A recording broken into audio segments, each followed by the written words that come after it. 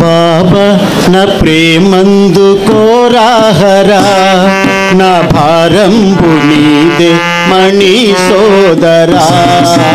బాబా నా ప్రేమందు కోరాహరా నా భారంబు నీదే మణి సోదరా. నా భారంబు నీదే మణి సోదరా. కలిమాయలో చిక్కి నిన్ను మరచితి నా కనులార చూడాలని కోరితి. కలిమాయలో చిక్కి నిన్ను మరచితి నా కనులార చూడాలని కోరితి.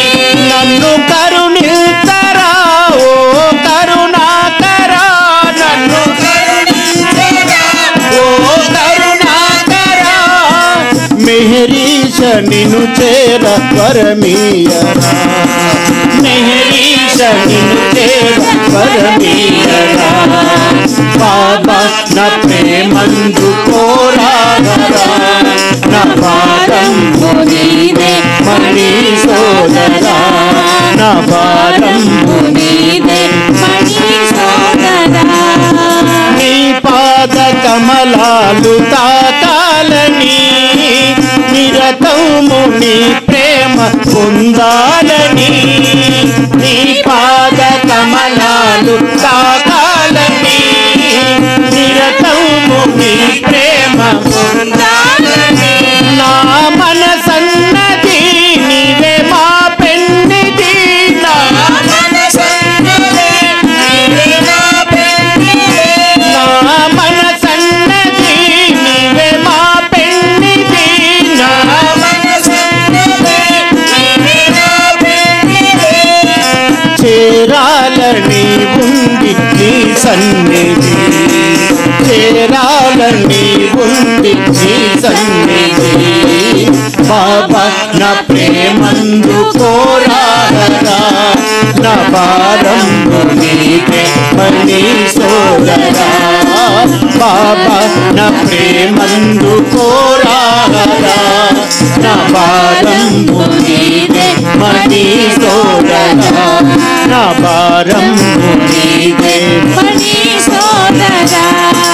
భువి భారమును మోయ అరుగల్చిన భువనైక సుందరుడ నీవేనని. భువి భారమును మోయ అరుగల్చిన భువనైక సుందరుడ నీవేనని.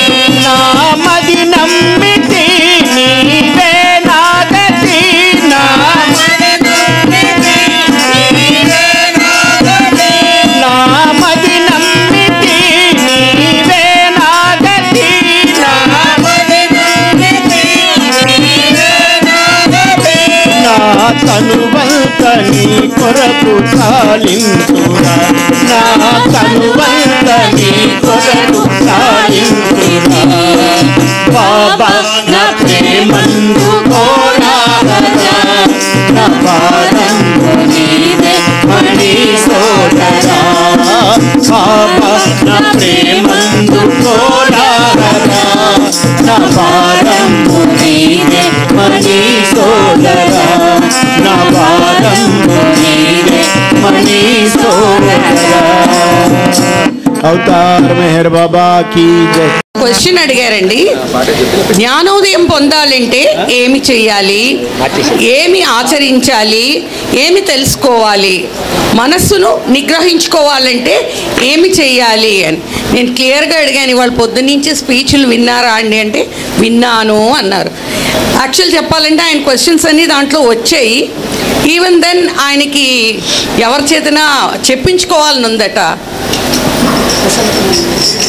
కొంచెం ప్రసన్న కుమార్ గారు వేదిక పైకి వచ్చి ఆయన డౌట్ని ఏమైనా మీరు క్లారిఫై చేస్తారేమో అని మనవి అండి. అవతార్ మెహర్ బాబా కీ జై. జ్ఞానోదయం కావాలంటే ఏమి చేయాలి? బాబా ఎప్పుడూ చెప్తూ ఉంటారు, knowledge is not external, it is internal. జ్ఞానం అన్నది బయట లేదు, నీలోనే ఉన్నది అని బాబా ఇప్పుడు చెప్తారు. ఇక్కడ గుంటూరుకి వచ్చినప్పుడు కూడా ఆయన ఇచ్చిన సందేశంలో అనంత శక్తి, అనంత జ్ఞానము, అనంత ఆనందము నీలోనే ఉన్నాయి అని చెప్పారు. బాబా తండ్రి షెరియార్జీ మనందరికీ తెలుసు. ఆయన స్కూల్కి వెళ్ళి ఫార్మల్గా చదువుకోలేదు, అసలు స్కూల్ మొహమే చూడలేదు. దైవాన్వేషణలో దేశ దేశాలు తిరిగాడు. అలాంటి ఆయన పర్షియా లాంగ్వేజ్లో స్కాలర్. పర్షియన్ లాంగ్వేజ్లో పెద్ద పెద్ద పండితులు కూడా ఆయన దగ్గరికి వచ్చి సందేహాలు అడిగి తెలుసుకునేవారు. అప్పుడు మణికి ఒక అనుమానం వచ్చింది. నాన్నగారు ఏనాడు స్కూల్కి వెళ్ళలేదు, ఏనాడు పుస్తకాలు చదవలేదు, ఈయనకి ఇంతటి జ్ఞానం ఎక్కడి నుంచి వచ్చింది? ఆపుకోలేక బాబా దగ్గరికి వెళ్తుంది. బాబా దగ్గరికి వెళ్ళి అడుగుతుంది, బాబా, నాన్నగారు ఏనాడు స్కూల్కి వెళ్ళలేదు, ఏ పుస్తకము చదువుకోలేదు, కానీ ఈ పర్షియన్ లాంగ్వేజ్లో పెద్ద పెద్ద పండితులు కూడా నాన్నగారి దగ్గరికి వచ్చి వాళ్ళ సందేహాలు అడుగుతున్నారు. ఇంతటి జ్ఞానం నాన్నగారికి ఎక్కడి నుంచి వచ్చిందంటే హీ గాట్ ఇట్ ఇన్స్టంటేనియస్లీ అని చెప్తాడు. వెంటనే తక్షణమే ఆయనకు వచ్చింది. బుద్ధుడు కూడా అదే చెప్తాడు, జ్ఞానం అంటే క్రమేణా వచ్చేది కాదు, ఒక ఏమంటారండి లైట్నింగ్ లాగా, ఒక మెరుపులాగా వస్తుందని చెప్పి. దానికి మణి అర్థం కాకుండా చూస్తుంది. అప్పుడు బాబా అంటారు, ఈ తలుపులన్నీ మూసేస్తున్నాయి, ఇక్కడ కట్టెలన్నీ మూసేస్తున్నాయి కదా, ఒక్కసారి ఆ కట్టెని తెరువు అంట. కట్టెని తెరవగానే సూర్యకాంతి గది నిండా నిండిపోతుంది. ఈ సూర్యకాంతి ఈ గదిలోకి రావడానికి ఎంతసేపు పట్టింది అంటే తెర తీయంగానే కాంతి అంటే మనలోనే ఆ జ్ఞానం ఉన్నది. ఆ జ్ఞానం మనకి తెలియాలంటే మన 6 తెరలు ఉన్నాయి. అరిషడ్ వర్గము ఎన్ని, 1 2 6 ముసుగులు వేసుకుని ఉంది మనలో జ్ఞానము. ఆ ముసుగులు తీసేసినప్పుడు ఆ జ్ఞానము అదంతటా అదే వస్తుంది. దానికోసం మనం ప్రయత్నిస్తాం. పుస్తకాలు చదివితే వస్తుందనుకుంటాము, ఏదో ప్రవచనాలు వింటే వస్తుందనుకుంటాము. అదంతా కూడా సమాచారమే, జ్ఞానం కాదు. It's only information, not knowledge. Knowledge అనేది హృదయాంతరాలలోంచి వస్తుంది. జ్ఞానం అనేది ఎందుకు పనికొస్తుంది అంటే భగవంతుణ్ణి తెలుసుకోవటం కోసమే పనికొస్తుంది. అసలైన ప్రశ్న ఏమిటి, దానికి సమాధానం ఏమిటి అని బాబా ఒకసారి బాబా వాస్వాని, పూనాలో వాస్వాని అని ఆయన ఒక గురువు, పెద్ద గురువు, సద్గురువు, ఆయన ఒక స్కూల్ నిర్వర్తిస్తూ ఉంటారు. దానికి బాబాని పిలుస్తారు, ఇన్వైట్ చేస్తారు. వెళ్ళంగానే అక్కడ మెయిన్ ఎదురుగా పనిచేస్తున్న ఆయన బాబా వెనకాల పడుతూ ప్రశ్న మీద ప్రశ్న, ప్రశ్న మీద ప్రశ్న అడుగుతూనే ఉంటారు. బాబా చెప్తారు, అసలు ఉన్నది ఒకే ప్రశ్న, దానికి ఉన్నది ఒకే జవాబు. ప్రశ్న ఏమిటో తెలుసా? నేను ఎవరు? దానికి ఉన్న ఒకే ఒక జవాబు, నేను భగవంతుణ్ణి. ఈ రెండిటికి మధ్యలో మనం తెలుసుకోలేనిది అజ్ఞానం, ఆ తెలుసుకునేదే జ్ఞానం. ఆ జ్ఞానం మనలో కలగాలంటే భగవంతుడు మనలో ఉన్న అరిషడ్ వర్గాల తెరని తీయాలి. ఆయన తీయాలి అంటే మనం ప్రయత్నం చేయాలి. ఆయన grace, you have to invite my grace అంటారు బాబా. నా కరుణని నువ్వు ప్రార్థించాలి. ఆయన చెప్తారు, why not I give God realization to a stone? Why shall give you to you? నేను ఒక రాయికి ఇవ్వచ్చు మోక్షాన్ని, నీకే ఎందుకు ఇవ్వాలి? You must invite my grace.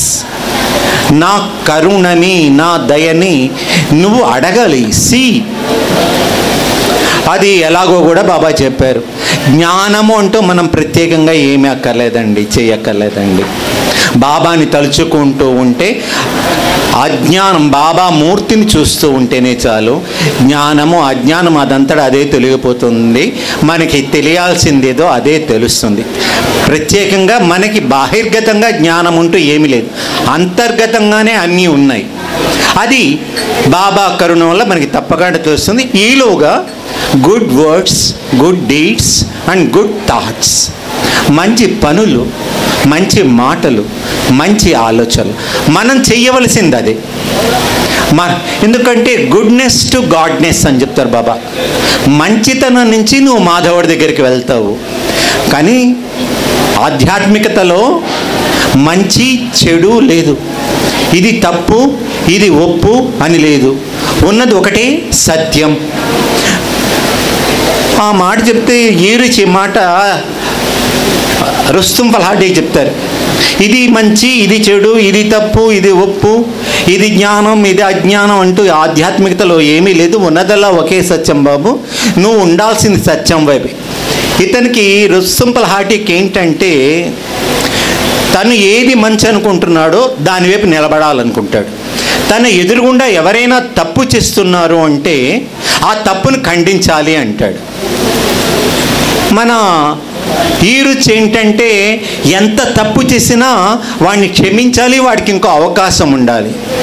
ఆయనకి ఎంత పెద్ద హృదయం అంటే, హాస్టల్ డీలో ఒకతను బ్రాందీ సీసా తీసుకొచ్చి బ్రాందీ తాగుతూ అక్కడ పెడతాడు. అది చూసేటప్పటికి అందరికీ చెప్పలేనంత కోపం వస్తుంది. ఇంత పవిత్రమైన స్థలంలో ఇటువంటి పని చేస్తాడా, ఖండించాలి, అతన్ని గట్టిగా తిట్టాలి అని చెప్పేసి తిట్టి పంపించేస్తారు.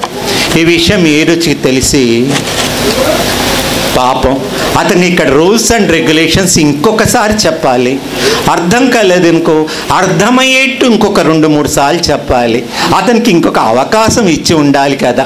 ఈయన కోపం వస్తుంది. అదేంటి వాడు అంత పెద్ద తప్పు చేశాడు, ఇంకొక అవకాశం ఇస్తాం ఇంకొక అవకాశం ఇస్తాం, ఆ తప్పును ఖండించాలని నీకేమి ఉండదా అని అడుగుతాడు ఈ రుచిని. నువ్వు ఆధ్యాత్మికతలో ఉన్నప్పుడు తప్పుల గురించి ఎంచకూడదు. సత్యం ఏమిటి? అంతా భగవంతుడే. భగవంతుడు ప్రేరణ లేకుండా ఏది జరగదు. ఈ జరిగిన సంఘటన కూడా భగవంతుడి ప్రేరణతోనే జరిగింది. ఎవడైతే బ్రాందీ తాగడో వాడలో కూడా బాబా ఉన్నాడు. దీనికి కోపం వచ్చేస్తుంది. రుస్తుం ఫల్హాటీకి కోపం వచ్చేసి, అదేమిటయ్యా ఇంతటి అన్యాయాలు జరుగుతూ ఉంటే నువ్వు ఏమి చెల్లించకుండా, ఆ అన్యాయాన్ని ఖండించకుండా, అడ్డుపడకుండా నువ్వెందుకు అలా ఉంటున్నావు అంటే ఆయన అంటాడు, న్యాయం అన్యాయం కాదు. నువ్వు ఎప్పుడైతే నేను న్యాయం వైపు ఉన్నాను అని అనుకుంటున్నావో సాత్విక అహంకారం అంటారు. నేను అన్నీ అసలు తప్పేం చేయనండి, నా నోట్లోంచి అటువంటి మాటే రాదండి, నాకు అటువంటి ఆలోచనే రాదండి. దాంతో ఏమవుతోంది, ఈ సాత్విక అహంకారము నీలో ఉన్న ఫాల్స్ ఐ దాన్ని పెంచి పోషిస్తూ ఉంది. బాబా వచ్చింది ఎందుకు? ఆ ఫాల్స్ ఐని తీసేదానికి. నేను మంచి వైపు ఉన్నాను, మంచి మాట మాట్లాడుతున్నాడు, వాడు తప్పు చేస్తున్నాడు, వాడి తప్పుని నేను సరి చేస్తాను, ఇలాంటి ఆలోచనలు కాదు నువ్వు ఉండాల్సింది. సత్యం వైపే ఉండాలి. అలా అంటే దేశం అయిపోతుంది. అందరూ ఎవరి పాటికి వాళ్ళు అన్యాయం చేసేస్తూ ఉంటే, ఎవరి పాటికి వాళ్ళు తప్పులు చేస్తూ ఉంటే దేశం ఏమైపోతుంది, సమాజం ఏమైపోతుంది, అలా ఎలా ఊరుకుంటాము అని అంటాడు ఆయన. అప్పుడు ఇది ప్రపంచం కోసం కాదు నేను చెప్తున్నది, ఆధ్యాత్మికతలో భగవంతుడి కోసము ఎవరైతే ఎదురు చూస్తున్నారో, భగవంతుడిలో లీనమవ్వాలని ఎవరైతే తాపత్రయపడుతున్నారో అలాంటి వారి కోసమే నేను చెప్తాను. అందుకే బాబా ఇప్పుడు చెప్తాడు, డోంట్ బీ జడ్జ్మెంటల్ అని చెప్పేసి. కాబట్టి వీడు తప్పు చేస్తున్నాడు, వీడు మంచి చేస్తున్నాడు అంటే ఆయన బాబా చెప్పిన ఒకే ఒక విషయం ఏంటంటే, తప్పు చేసి పశువులా ప్రవర్తిస్తున్నవాడు పశు జన్మల నుంచి ఇప్పుడే కొత్తగా మానవ జన్మకు వచ్చాడు. వాడు పశు సంస్కారాలను అనుభవిస్తున్నాడు. ఈ సంస్కారాలు అనుభవించిన తర్వాత వాడికి మంచి సంస్కారాలు ఉంటాయి. ఆ మంచి సంస్కారం అంటే నేను క్షమించలేనంత తప్పు మీలో ఎవరూ చేయలేరని బాబా అందుకే చెప్తారు. ఆయన సంస్కారాలు చూస్తారే కానీ మనం చేస్తున్న తప్పుల్ని చూడడం. ఇందాక చెప్పారు కదా స్పీచెస్లో కూడా, నువ్వు సాధువా యోగిగా అని కాదు అనేసి. ఎటువంటి వాడైనా మనం ఆయన కొంగు పట్టుకుంటే జ్ఞానం అన్నది మనం ఆహ్వానించకుండానే మనలో భగవంతుడు బాబా కొన్ని రోజులు మనం ఆయన తీవ్రంగా ప్రేమిస్తే ప్రేమికుడికి ప్రియతముడికి తేడా ఉండదు, ఇద్దరు ఒకటైపోతారు అని బాబా చెప్పారు కదా. ఆ ప్రేమ తీక్షణతో అంటే బాబా భగవంతుడు, నేను కూడా భగవంతుడిని అని తెలుసుకోవటమే జ్ఞానం యొక్క అల్టిమేట్ స్టేజ్. అది ఆ స్టేజ్కి మనం చేరుకోవాలంటే ప్రేమ ఒక్కటే మార్గం, సహనం ఉండాలి. ఏమి ఆచరించాలి, ఏమి తెలుసుకోవాలి, ఇది కవర్ అయిపోయిందని అనుకుంటున్నాను. మనస్సుని నిగ్రహించుకోవాలంటే ఏమి చెయ్యాలి? మనస్సు అంటేనే మాయదారి కోడిపిట్ట అన్నారు చూసారా, సంస్కారాల పుట్ట మనస్సు అంటేనే. అందుకనే బాబా ఎప్పుడు చెప్తారు, మనం చేసుకున్న సంస్కారాలన్నీ ఈ మనస్సు మీదే ఉంటాయండి, అంతరాత్మకి అవి అంటుకో. ఆ మనస్సు అనేది ఎప్పుడూ కూడా మన సంస్కారాల పరిధిని దాటి ఆలోచించలేదు. ఒక ఉదాహరణ చెప్పాలంటే, ఒక చీకటి గదిలో ఒక టార్చ్ లైట్ వేస్తాం అంటే మన ఆ టార్చ్ లైట్ దేని మీద పడిందో అది మాత్రమే మనకు కనిపిస్తుంది. పక్కన చాలా వస్తువులు ఉంటాయి కానీ అది మనకి కనిపించదు. మనస్సు కూడా అటువంటిది. మన సంస్కారాలు ఎటువైపు లాగుతాయో అది తప్పని తెలిసినా కూడా ఆ సంస్కారాలు అటువైపు లాగుతూ ఉంటే అదే చేస్తాం, మంచి మనకు కనిపించదు. కాబట్టి ఈ సంస్కారాల దాటుకోవాలి, ఈ సంస్కారాలను నిర్మూలించుకోవాలి. అది అసహజ సంస్కారాలని ఒక సంస్కారం నుంచి ఒక మంచి సంస్కారం ద్వారా కొంతవరకు మనం పరిహరించుకోవచ్చు. కానీ సహజ సంస్కారాలని మనంతటా మనం తొలగించలేం. ఒక సద్గురువు కానీ ఒక అవతారుడు కానీ వచ్చి తొలగిస్తే తప్ప అవి తొలగవు. అంటే ఇన్ని సంస్కారాలు మన మనస్సు మీద పనిచేస్తూ ఉంటే మనము ఎట్లా నిగ్రహించుకోవాలి? బాబా చాలా సింపుల్గా చెప్పారు, నా నామాన్ని తలుచుకో. నీకు ఏదైనా ఒక చెడు ఆలోచన వచ్చిందంటే వెంటనే దాని వెనకాలే పరిగెత్తకుండా బాబా బాబా బాబా బాబా అని అనుకో, కొంతసేపటికి అది పోతుంది. రుస్తుం ఫలాటి ఆయన ఫార్ 5 బ్రాండ్ ఆయన అంటాడు, నా కోపం వస్తుంది, 10 సార్లు బాబా బాబా బాబా బాబా అనుకుంటానే ఉన్నాను, అయినా ఆ కోపం పోవటం లేదు. ఏంటి, బాబా నామం పవర్ తగ్గిపోయిందా అంటే నీ స్మరణ చాలలేదు అని చెప్తాడు. అది నా స్మరణ, నేను పదే పదే బాబా నామాన్ని స్మరించుకుంటున్నాను అంటే ఎప్పుడైనా సరే నామస్మరణ చేస్తున్నవాడు భగవంతుణ్ణి నిజాయితీగా ప్రేమిస్తూ నామస్మరణ చేసుకుంటున్నవాడు ఇలా మాట్లాడు. నేను ఎప్పుడెప్పుడు భగవంతుణ్ణి తలుచుకోవటం లేదు అని ఆలోచిస్తాడే కానీ నేను పొద్దున్న తలుచుకున్నాను, మధ్యాహ్నం తలుచుకున్నాను, అప్పుడు తలుచుకున్నాను కదా, నేను నిద్రపోయేటప్పుడు తలుచుకోవటం లేదే, నేను స్నానం చేసేటప్పుడు తలుచుకోవటం లేదే, నేను భోంచేసేటప్పుడు అంటే వాడు ఎప్పుడూ కూడా నేను ఎప్పుడెప్పుడు భగవంతుని తలుచుకోలేదని ఆలోచిస్తాడు. నీలాగా నేను ఎప్పుడూ తలుచుకుంటున్నాను, అందుకైనా నీ తీక్షణత పెరగాలి. నిరంతరము నువ్వు ఏ పని చేస్తున్నా బాబా చెప్పారు కదా, నన్ను ప్రేమించుడే ఎట్లు అన్న విషయంలో. ఎందుకంటే ఈరోజు మనం ఇక్కడ ఉన్నాము, ఏదో అనుకుంటాం, నేను విజయవాడ నుంచి వచ్చాను, కష్టపడి వచ్చాను, కూర్చున్నాను. నేను అనుకోవాల్సింది ఏంటి, నేను రాలేదు, విజయవాడ నుంచి బాబా నన్ను ఇక్కడికి లాక్కొచ్చాడు అని నేను అనుకోవాలి. కానీ మనసు ఏం చెప్తుంది, అబ్బా పొద్దున్నే లేగాలి, గబగబా పరిగెత్తాలి, బస్సో ట్యాక్సీనో క్యాచ్ చేయాలి, ఇక్కడికి రావాలి, కూర్చోవాలి, ఎంత కష్టపడితే వచ్చాను ఇక్కడికి. అది ఏమీ లేదు. నేను ఎంత కష్టపడినా కూడా, నేను ఒక ఉదాహరణ చెప్తాను. మా బందరు వాళ్ళందరూ కూడాను వైష్ణోదేవి ట్రిప్ వేశారు. నేను మా ఆవిడ కూడా 2 టికెట్లు బుక్ చేసుకున్నాం. పొద్దున్నే ట్రైన్, అన్నీ బుక్ రెడీ చేసి సర్దుకున్నాము. కింద ఆటో కూడా వచ్చింది. నేను అడుగు తీసి అడుగు వేయలేకపోయాను, నడుం పట్టేసింది. మొత్తం ట్రిప్ క్యాన్సిల్ చేసి, వైష్ణోదేవి లేదు, ఏం లేదు, అంతా ఇలేయో కైలాసము. అంటే ఇక్కడ ఏంటి, నేను ఎన్నో ప్రయత్నాలు చేశాను. టికెట్లు బుక్ చేసుకున్నాను, బట్టలు సర్దుకున్నాను, డబ్బులు సమకూర్చుకున్నాను, తీసుకెళ్తానికి ఆటో వాడు కూడా వచ్చాడు, అయినా వెళ్ళలేకపోయాను. అంటే భగవదేచ్ఛ అన్నది. బాబా నేను ఒకటే అనుకున్నాను, వెళ్ళొద్దన్నాడు, మానేశాను. నేను వెళ్ళాలంటే పంపించేవాడు కదా. అట్లాగే ఏ పనైనా కూడా మనం చెయ్యాలి, మనం చేస్తున్నాము కాదు, బాబా మన చేత చేయించాలి అని అనుకుంటేనే మనం చెయ్యగలము కానీ అలా అని చెప్పి మనం ఏ పని చేయకూడదు. అన్నీ నీ భారమే అని చెప్పేసి గాలిలో దీపం పెట్టకూడదు. ప్రయత్నం, ఎఫర్ట్ అని చెప్పాడు ఈరజ్. ప్రయత్నం అన్నది నువ్వు తప్పకుండా చేయాలి. నీ ప్రయత్నం నువ్వు చేస్తూ ఫలితాన్ని బాబాకు వదిలిపెట్టేస్తే.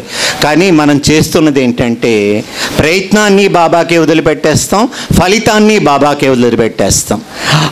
కాబట్టి మన మనసుని నిగ్రహించాలంటే నిరంతరం బాబా నామజపం చేయాల్సిందే. మనకి జ్ఞానం రావాలంటే నిరంతరం బాబా నామజపం చేయాల్సిందే. ఆయన్ని ప్రేమించాలి, ఆయన్ని స్మరించాలి. అది ఒక్కటే సర్వరోగ చింతామణి. అవతార్ మెహర్ బాబా కీ జై. చాలా చాలా థ్యాంక్స్ అండి ప్రసన్న కుమార్ గారు. ఎవరు గిరీష్ గారు అడిగిన క్వశ్చన్కి ఐ థింక్ హీ సాటిస్ఫైడ్. ఆయన పేరు చెప్పుకుని మనందరం కూడా చాలా ఆనందం పొందాము. అది బ్యాక్ బైటింగ్ అంటే ఆ మనిషి లేకుండా వాళ్ళ గురించి మాట్లాడుకోవడం, అది కేవలం చెడు మాట్లాడుకోవడమే అవుతుందా అండి? ఏమి మాట్లాడినా కూడా తప్పు వస్తుందా? అదొక డౌట్ అండి. ఓకే, చెడు మాట్లాడితే అది బ్యాక్ బైటింగ్ అవుతుంది, ఆ చెడు సంస్కారాలు మనకు వస్తాయన్నారు. ఒకవేళ ఎవరైనా లేనప్పుడు వాళ్ళ గురించి మాట్లాడుతున్నప్పుడు మంచి మాట్లాడితే వాళ్ళ మంచి సంస్కారాలు కూడా వస్తాయా? ఇది నా డౌట్ అండి. అలాగే ఎలాగవుతుందండి? One second. ఇప్పుడు నేను నా భర్తతో మాట్లాడతానండి, నా పిల్లల గురించి ఏదో మాట్లాడాలి, వాళ్ళు లేనప్పుడు మాట్లాడతాను. మాట్లాడకూడదు అనేది ఉందండి. షేరింగ్ చేసుకుంటామండి, తప్పదండి. ఇల్లు అన్నాక మాట్లాడుకోవాలి. అది నేను అడిగిన విషయం ఏంటంటే మీరు క్వశ్చన్ క్యాచ్ చేయలేదు. మామూలుగా వాళ్ళ గురించి ఏమి మాట్లాడినా తప్పేనా? చెడు మాట్లాడితే తప్పు, ఓకే. చెడు మాట్లాడితే చెడు మనకు వస్తుంది అన్నారు. అయితే వాళ్ళ గురించి మంచి మాట్లాడితే మంచి మనకు వస్తుందా అన్న డౌట్ అండి. ఎవరు క్లారిఫై చేసినా నాకు ఆనందమేనండి. ఇక్కడ 3 ఆప్షన్స్గా నేను ఇచ్చానండి. I'll be happy. నా డౌట్ ఇది సిల్లీ డౌటే అవ్వచ్చండి.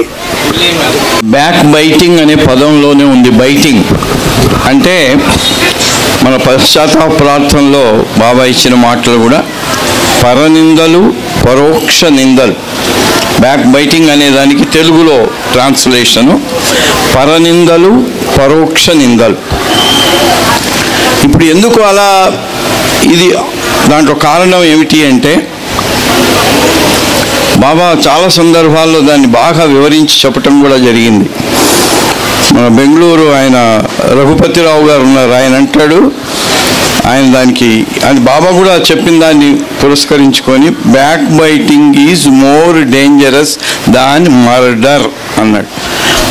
ఒక హంతకుడు హత్య చేసితే ఎంత ఇదో అంతకంటే కూడా చాలా దారుణమైనటువంటిది పరనింద, పరోక్ష నింద అన్నాడు. దీనికి బాబా నాసిక్లో వెస్టర్న్ లవర్స్ అందరూ ఉంటే ఒకరోజు కూర్చున్నారు. కూర్చొని బాబాని అడిగారు. బాబా అడిగారు, do you know what is love? ప్రేమ అంటే ఏంటో తెలుసా అని అడిగారు. తెలుసు బాబా అంటే, మరి మీరు నన్ను ప్రేమిస్తున్నారా అన్నారు అని బాబా చెప్తూ, దానికి బాబా స్వయంగా, ఎందుకంటే వెస్టర్నర్స్కి వాళ్ళ దగ్గర ఆరమరికలు ఉండేవి కాదు, నేరుగా వాళ్ళకు చెప్పి బాబా అన్నాడు, you can't love me without my grace. Baba దాన్ని తేల్చి చెప్పిన విషయం, నా కృప ఉంటే తప్ప మీరు నన్ను ప్రేమించలేరు అన్న. అయితే బాబా మరి మీ కృప ఎట్లా వస్తుంది మాకు? ప్రేమించాలి అంటే మీ కృప ఉండాలి. మీ కృప ఎలా మాకు ఎలా దొరుకుతుంది? బాబా ఆ రోజున 37లో 5 టిప్స్ ఇచ్చారు వాళ్ళకి. ఒకటేమో మీ రెండు దాంట్లో వస్తాయి. మొట్టమొదటి పాయింట్ ఏమో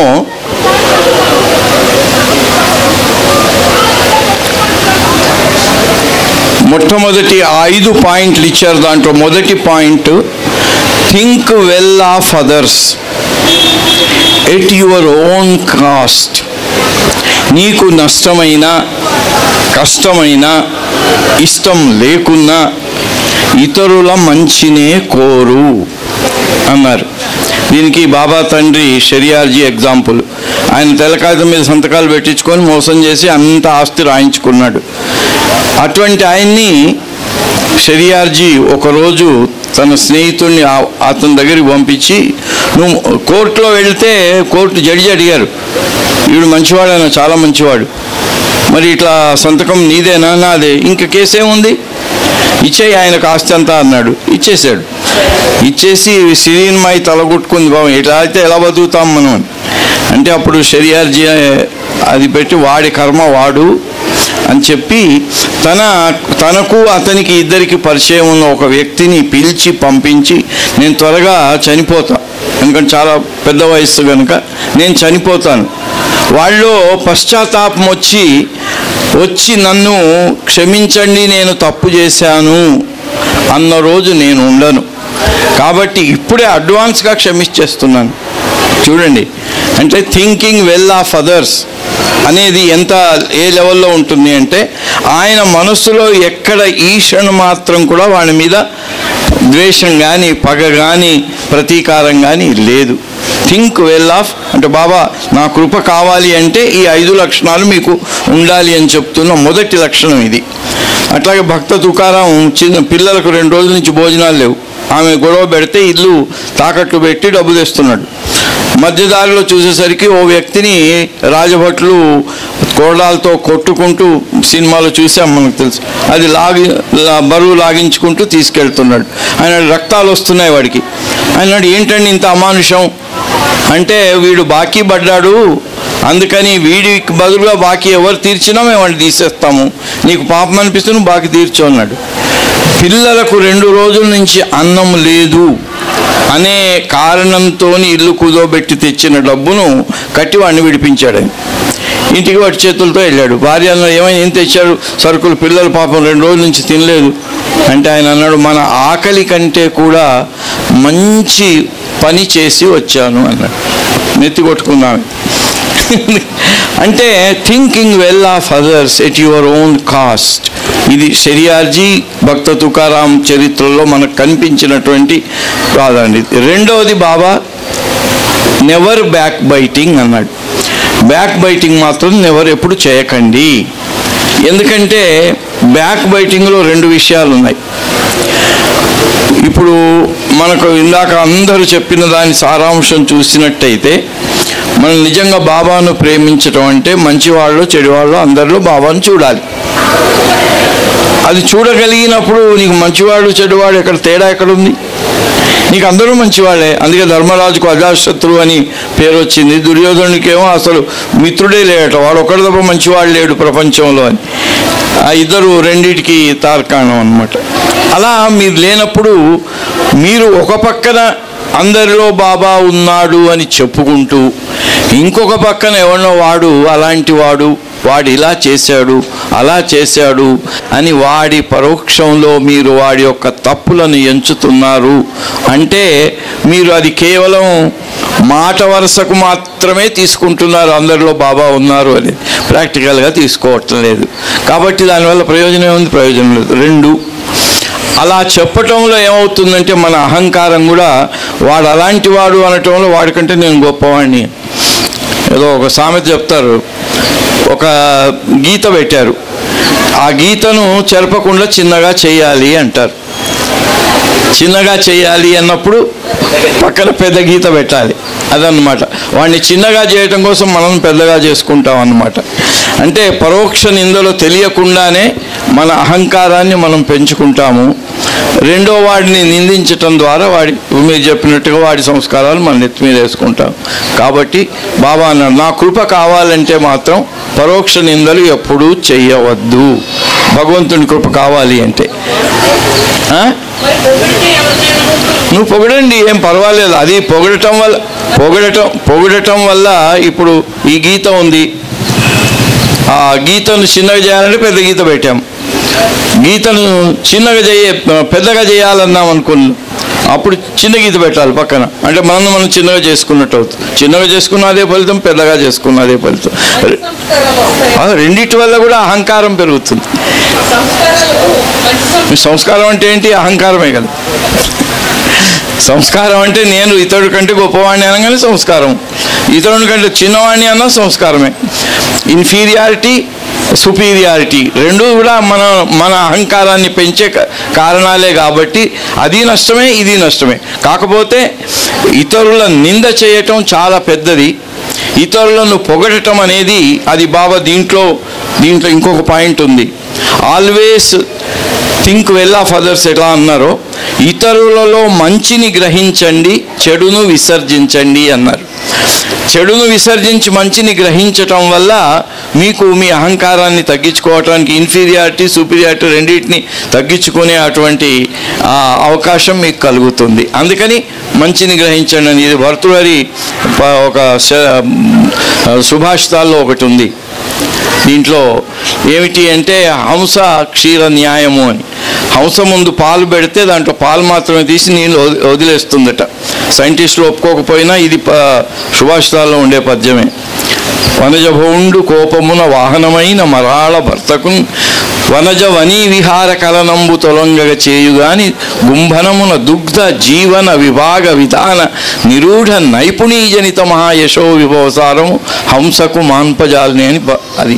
అంటే దానికి ఉన్నటువంటి ఇది బ్రహ్మదేవుడు కూడా తీసేయలేడట ఆ టాలెంట్ని, దాన్ని వేరు చేయటం. అలాగే భక్తుడికి ఇలా ఇతరుల్లో ఉండే మంచిని మాత్రమే తీసుకొని చెడును విసర్జించేటువంటిది అది గొప్ప లక్షణం. హంసకు నీటి నుంచి పాల నుంచి నీటిని వేరు చేసి పాలను తీసుకునే లక్షణం ఎలాంటిదో అది. దానివల్ల ఏమవుతుంది, మీకు ఆయన కృపకు పాత్రులయ్యే అవకాశం వస్తుంది. అందుకని అవతార్ మెహర్ బాబా కీ జై. తర్వాత 100% అది కొంచెం అట్లా మిగిలిపోయింది. 100% హ్యాపీనెస్ అనేది 100% హ్యాపీనెస్ అని ఎప్పుడు అంటే అసలు మాకు ఒక కథ ఉండేది ఒకప్పుడు.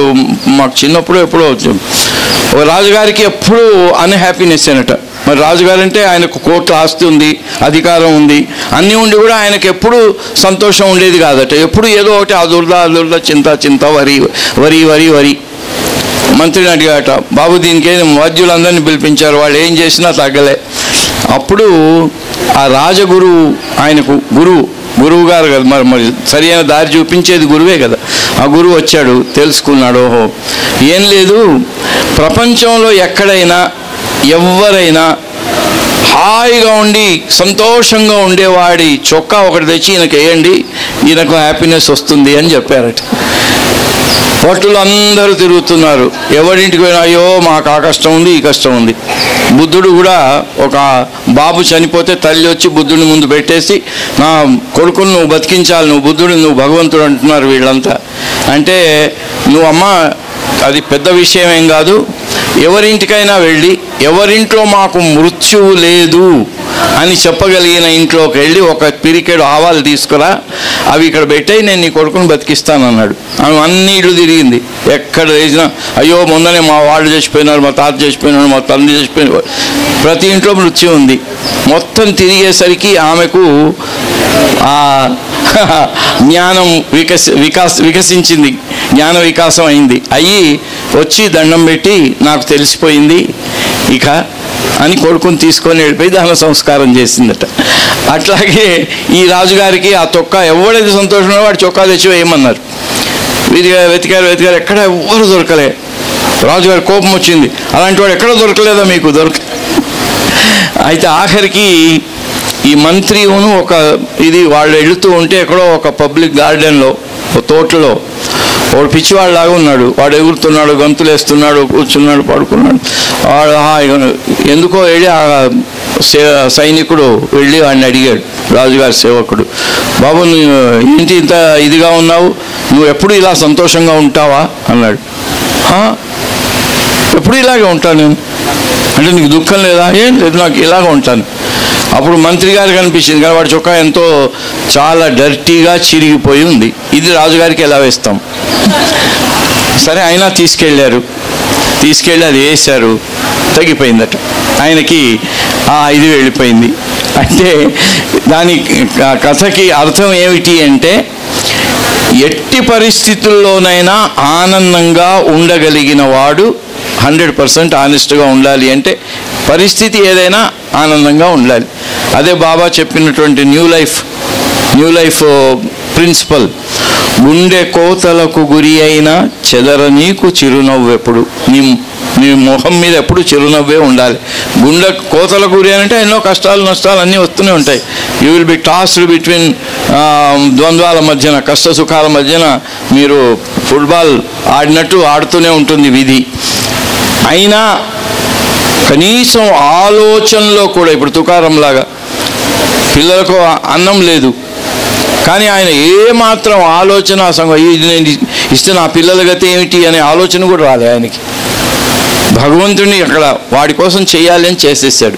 చేసినప్పుడు వాళ్ళు ఎలాంటి స్వార్థం అంటే, అక్కడ దాన్ని ఇంకా ఇచ్చే సారాంశం చెప్పాలి అంటే, నా కోసం బతకకుండా ఇతరుల కోసం బ్రతికితే ఎప్పుడూ దుఃఖం లేదు, ఎప్పుడూ ఆనందమే. నా కోసమే బ్రతికిందా, నా కోసం కొంచెం ఇతరుల కోసం కొంచెం అనుకోండి, అటు ఇటు ఉంటుంది, 100% ఉండదు.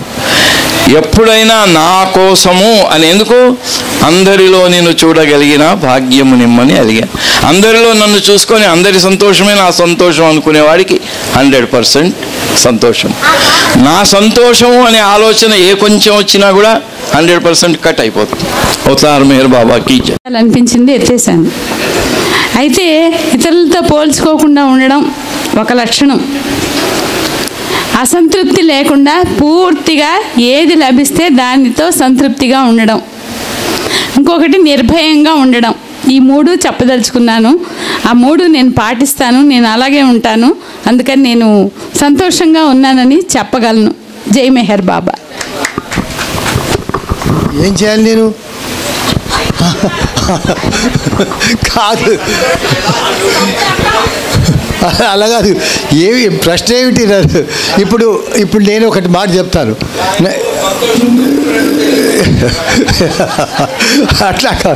అట్లా కాదు. ఇప్పుడు నేను ఒక పాట పాడతాను, అయితే అన్ని ప్రశ్నలకు దీనికి జవాబు. అవతార్ మెహర్ బాబాకి you are given me this liberty. ఉందా ఏమైనా? లేకపోతే రిస్ట్రిక్షన్ ఉంటే చెప్పు. చలో వీల్ క్లోజ్. ఏం లేదు, అన్ని సమస్యలకు ఒకటి, అహంకారం కానీ, స్వాభిమానం కానీ, దురాభిమానం కానీ, పరనింద కానీ, ఇంకోటి కానీ ఎన్ని చేసినా కూడా మెహర్ బాబా అన్ని తప్పుల్ని క్షమిస్తాడు. హృదయంలోంచి ఆయన తలుచుకుంటే చాలు, will forgive everything. There is సంస్కారం లేదు, కుసంస్కారం లేదు, మంచి సంస్కారం లేదు, ఫ్యూచర్ లేదు, పాస్ట్ లేదు. There is only one thing, eternal presence, and Baba is eternally present in each and every situation, in each and everybody. అది మనం మర్చిపోతాం. అయితే ఇదంతా పెద్ద తాత్వికమైన మాట, దానివల్ల ఉపయోగం లేదు. ఒకటి కిటికీ ఉందంటే, మాయా జగతిపై మమతలో పడకుండా అజ్ఞాన తిమిరాన ఆరాట పడకుండా, మాయా జగతిపై మమతలో పడకుండా అజ్ఞాన తిమిరాన ఆరాట పడకుండా, ఏమండి చెప్పండి ఏముంది మందు, ఏమండి చెప్పండి ఏముంది మందు, ఆనంద ఆనందమునడెంద ముప్పొంగకుండా ఆనందమునడెంద ముప్పొంగకుండా బెడదలందున ఎడద కృంగిపోకుండా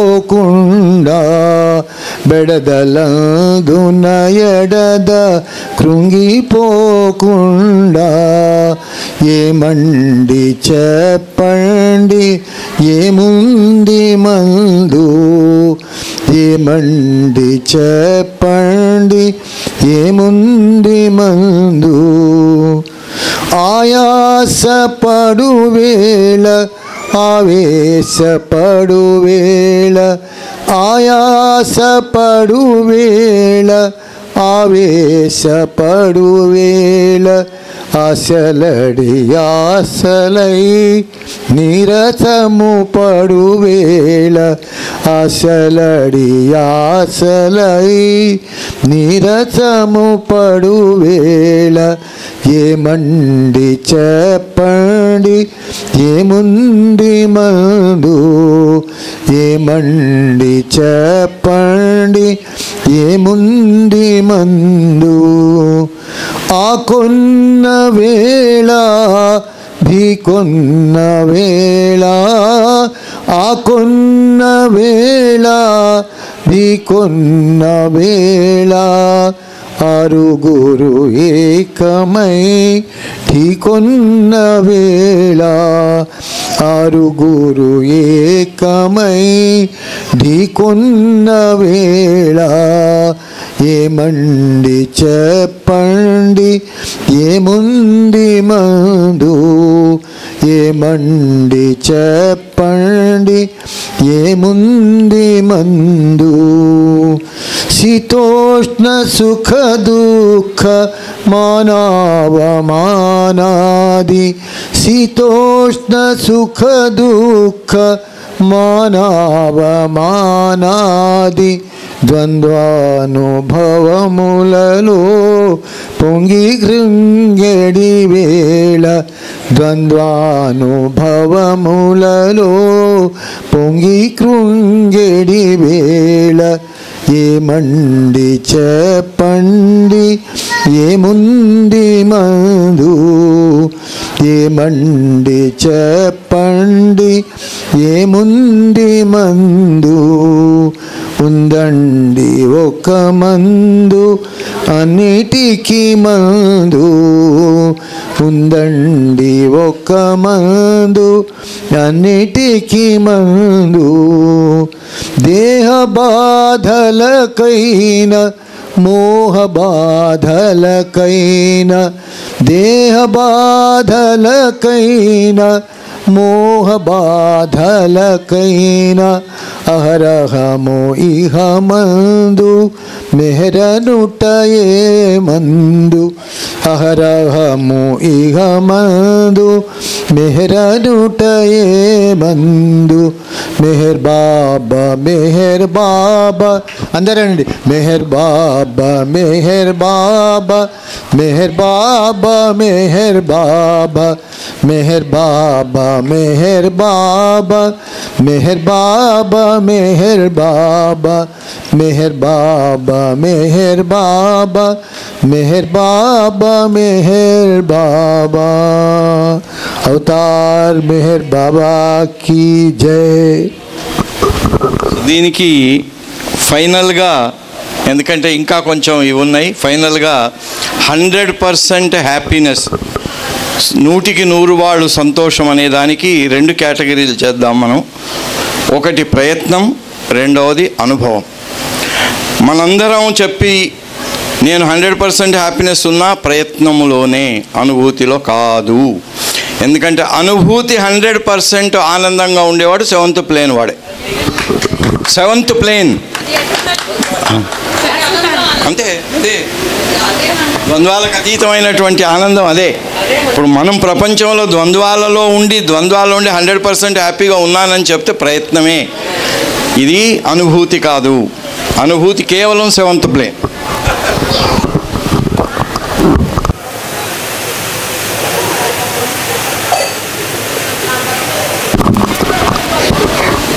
ఇప్పుడు చివరికి వచ్చామండి. చివరిగా ఇక్కడ గుంటూరులో ఈ సెంటర్ ఏర్పాటైంది అని అంటే దానికి ముఖ్య కారణమైన వ్యక్తి నువ్వుశెట్టి వెంకటరమణయ్య గారు. ఆయన గురించి చాలా కథలు జనార్దన్ రావు గారు లేకపోతే మా నాన్న వీళ్ళందరూ చెబుతూ ఉండేవాళ్ళు. అయితే నేను వినని కథ ఒకటి యూట్యూబ్లో నిన్నే చూశాను. ఆయన పార్థసారథి గారు, విజయసారథి గారు ఆయన ఎక్కడో చెబుతూ ఉంటే అది విన్నాను. విన్నది ఏంటంటే ఈయన మామూలుగానే కమ్యూనిస్టు, బాగా మూర్ఖుడు అని పేరు. ఆయనకి విపరీతమైన అహంకారంతో కూడిన మూర్ఖత్వం ఉండేది. మెహర్ బాబా నామం విన్న తర్వాత కూడా చాలా కాలం ఆయన నమ్మకుండా ఆయనకి ఎగనెస్ట్గా పనిచేసేవాడని, చాలా ఇదైన తర్వాత నమ్మిన తర్వాత ఆయనకు శాంతం సర్వార్పణ అయిపోయాడని పూర్తిగా. ఎంతగా అంటే ఒకరోజు అంట ఆయనకి బాబా పుట్టినరోజు రేపు అది ఫిబ్రవరి 25 వస్తుంది, నేను బాబా ఎక్కడున్నాడో కనుక్కొని వెళ్ళి ఆయనకు పొద్దున్నే ఫస్ట్ దండ నేను వేయాలి అని వచ్చిందంట ఆయనకి. ఒకరోజు ఒక సంవత్సరం వస్తే అనుకోగానే ఏముంది వెళ్ళిపోయాడు, కారు వేసుకొని పూనా వెళ్ళాడట. బాబా అప్పుడు ఎక్కడున్నాడు? ఏకాంతవాసంలో గురుప్రసాద్లో ఉన్నాడట. ఎవరు రానియటానికి వీల్లేదు. ఈయన ఏం చేశాడు, పూనా వెళ్ళిపోయిన తర్వాత రేపటి రోజున పుట్టినరోజు అయితే ఈ సాయంత్రానికి పూనా వెళ్ళి ఆ గురుప్రసాద్కు చేరుకున్నాడు.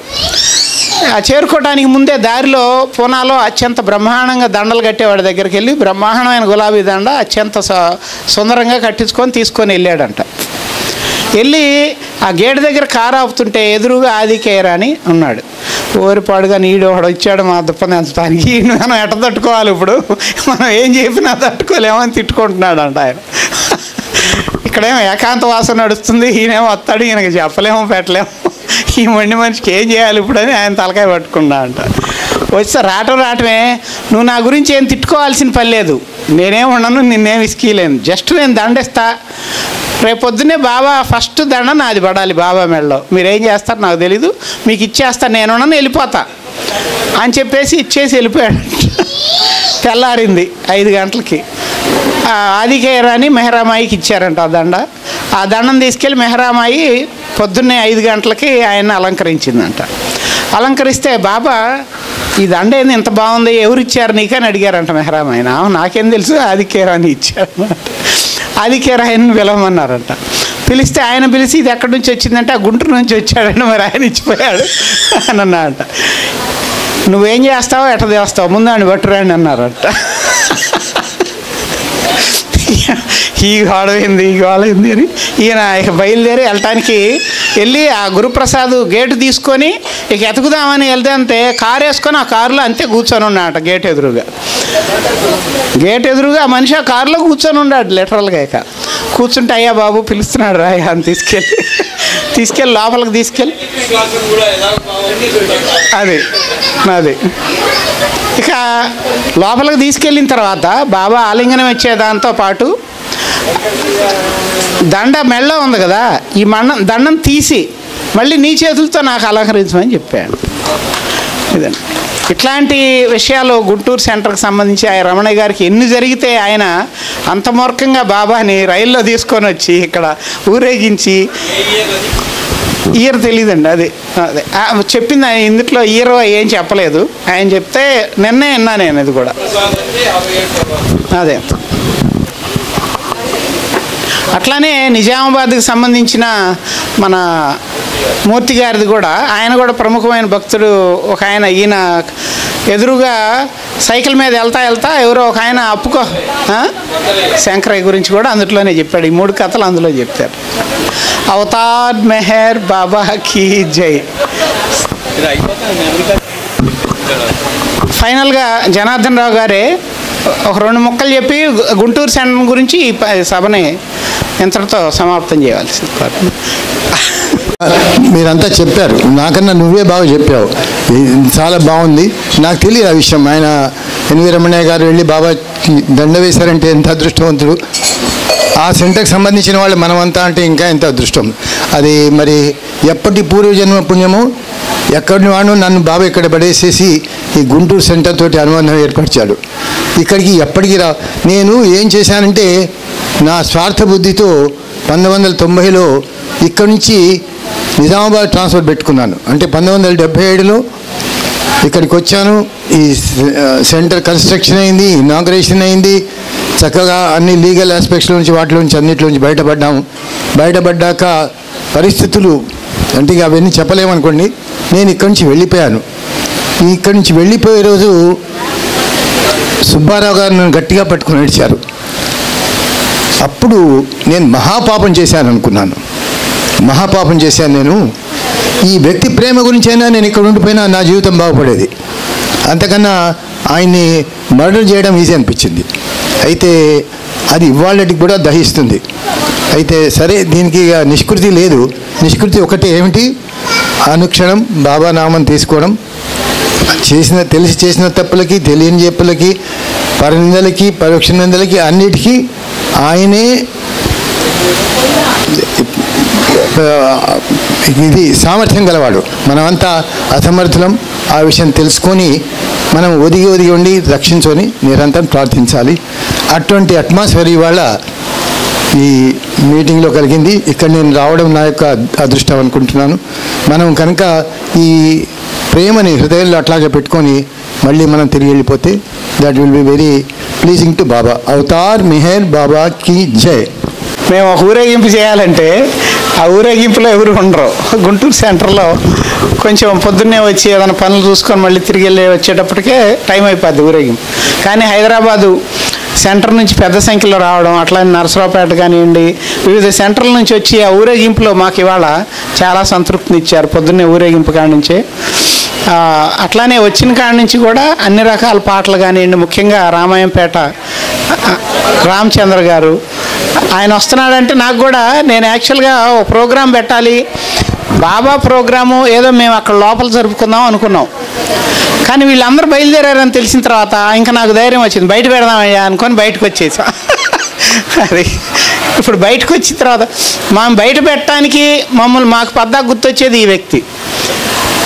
మీరు లోపల పెడితే నేను రానండి, బయట పెడితే చెప్పండి అంటాడు. అదే అయితే మా అదృష్టం బాగుండి ఏంటంటే ఇవాళ సూర్యుడు కూడా మా కోసం నిన్న కూడా ఇక్కడే పొగలంతా కూర్చొని ఒకసారి ఖరారు చేసుకున్నాము. పర్లేదు, టెంట్ అయినా సరే ఇబ్బంది లేకుండా కూర్చోగలరు ఒక రోజంతా అనేది రూఢీ చేసుకొని. అది పోయిన సంవత్సరం చేసినట్టు ఇప్పుడు బయట నుంచి వచ్చే వాళ్ళంతా పోయిన సంవత్సరం 60 సంవత్సరాలని చెప్పి పెద్ద ఏసీ హాల్లో 4-5 లక్షలు పెట్టి చేసాం. అదే ఊహించుకొని వస్తారేమో మళ్ళీ ఇక్కడ.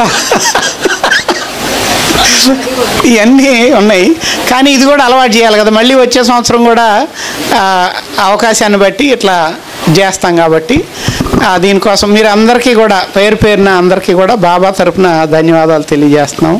మీరందరూ మాకు మరొకసారి విశ్వాసం ఇచ్చారు. మేము కూడా కార్యక్రమం జరుపుకున్నాం. అతి కొద్ది మంది ఉన్న ఈ సెంటర్లో అతి కొద్ది మంది ఉన్నాం, కానీ ఏ సెంటర్కి లేనంత ప్లేసు అంత ఆవరణ ఇచ్చారు. దేనికోసం మరి ఈ రహస్యం ఇక్కడ పెట్టారో తెలియదు, కానీ దీని యొక్క ఉపయోగం ఇంకా పూర్తిగా ప్రతిరోజు కూడా దీన్ని పూర్తిగా ఉపయోగంలోకి వస్తే మనందరి యొక్క కృషి ఫలించినట్లు అవుద్ది. అవతార్ మెహర్ బాబా కీ జై. ఆఖరిగా जिस धाम में रहो, जिस गांव में रहो, जिस गांव में रहो, जिस देश में रहो, जिस भाषा में कहो, जिस देश में रहो, जिस भाषा में कहो, जय मेहर जय मेहर जय मेहर कहो, जय मेहर जय मेहर जय मेहर कहो. मंदिर में रहो, मस्जिद में रहो, मंदिर में रहो, मस्जिद में रहो, गुरुद्वार में रहो या चर्च में रहो, गुरुद्वार में रहो या चर्च में रहो, जय मेहर जय मेहर जय मेहर कहो, जय मेहर जय मेहर जय मेहर कहो, शहर शहर कहो, जय मेहर कहो, जय मेहर कहो, जय मेहर कहो, जय मेहर जय मेहर जय मेहर कहो, जय मेहर जय मेहर जय मेहर कहो, शहर शहर जाओ, गांव गांव में जाओ, शहर शहर में जाओ, गांव गांव में जाओ, गली गली में जाओ, घर घर के सामने जाओ, गली गली में जाओ, घर घर के सामने जाओ। जय मेहर जय मेहर जय मेहर कहो, जय मेहर जय मेहर जय मेहर कहो, जय मेहर कहो, जय मेहर कहो, जय मेहर कहो, जय मेहर कहो, जय मेहर जय मेहर जय मेहर कहो, जय मेहर जय मेहर जय मेहर कहो, जय मेहर जय मेहर जय मेहर की जय। अवतार मेहर बाबा की जय, अवतार मेहर बाबा की जय, अवतार मेहर बाबा की जय। This is the message Baba has given to all of us. अवतार मेहर बाबा की जय। ఏంటి शहर शहर जाओ, गांव गांव जाओ, गली गली में जाओ, घर घर के सामने जाओ, అన్ని చోట్లకి వెళ్ళి జై మెహర్ అని మనం అన్నాడు. అది this is the solution to all problems. Avatar Meher Baba की जय. చలో.